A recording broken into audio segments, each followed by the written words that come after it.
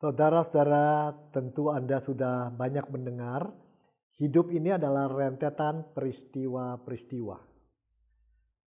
Tidak semua peristiwa menyenangkan hati kita. Tidak semua peristiwa kita bisa tanggapi secara positif. Karena memang ada peristiwa yang membuat kita terluka, terhambat, gagal, dan sakit. Itu kenyataan. Yang menarik adalah ada orang-orang yang menghadapi peristiwa apapun juga dapat mengendalikan respon mereka. Mereka berespon secara tepat terhadap peristiwa yang menyenangkan maupun yang menyakitkan. Mengapa mereka demikian? Mengapa mereka bisa menghadapi semua rentetan peristiwa itu dengan cara yang tepat sehingga mereka berhasil? Dan salah satu kata kunci yang mungkin sering orang sudah katakan adalah persepsi. Persepsi kita punya kuasa yang besar ketika kita menghadapi peristiwa dan ketika kita harus meresponinya. Jadi satu peristiwa yang buruk benar terjadi, kita bisa mempersepsinya begitu buruknya sehingga menimbulkan respon yang lebih buruk lagi. Kalau itu menjadi rentetan terus-menerus, ya tentu saja kita tidak mencapai apa-apa di dalam hidup. Tapi ada orang-orang walaupun mengalami peristiwa yang buruk, dia mempersepsinya beda dari orang lain. Bahkan melihat hal baik dari peristiwa itu dan dia belajar dan akhirnya berhasil. Saudara-saudara, sekali lagi kenyataan hidup ada yang menyenangkan, ada yang tidak. Ada kegagalan, ada keberhasilan. Ada kejatuhan, ada ke prestasi indah. Nah, bagaimana kita harus mempersepsikan hal seperti tadi? Seorang memasuki satu pekerjaan, mencoba membuat satu hal baru untuk menjadi sesuatu yang bisa punya daya saing. Dia mencoba, orang lain juga mencoba.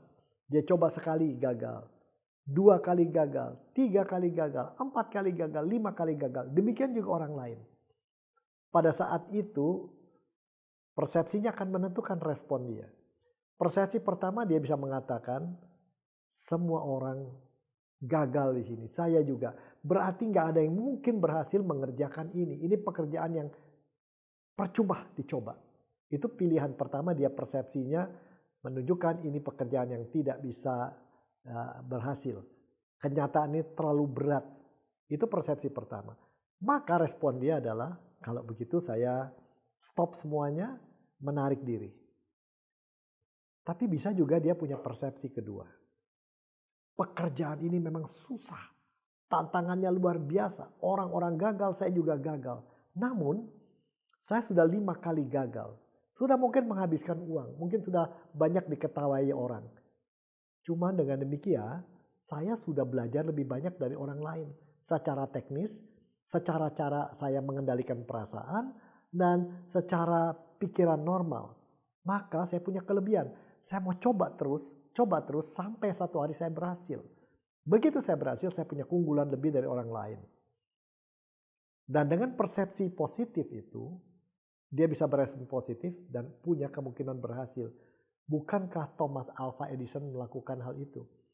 Berkali-kali dia gagal sehingga orang bertanya, mengapa terus melakukan itu lagi kalau sudah gagal sekian lama?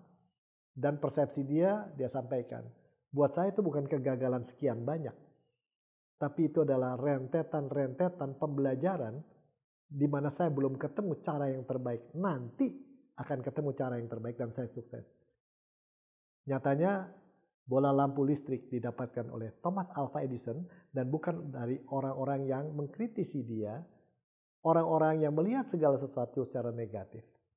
Saudara, itulah salah satu kunci untuk kita mencapai sesuatu yang luar biasa di dalam hidup, berdampak inspirasi pada orang lain, bahkan bagi diri sendiri dan mungkin keluarga kita. Anda juga pasti bisa.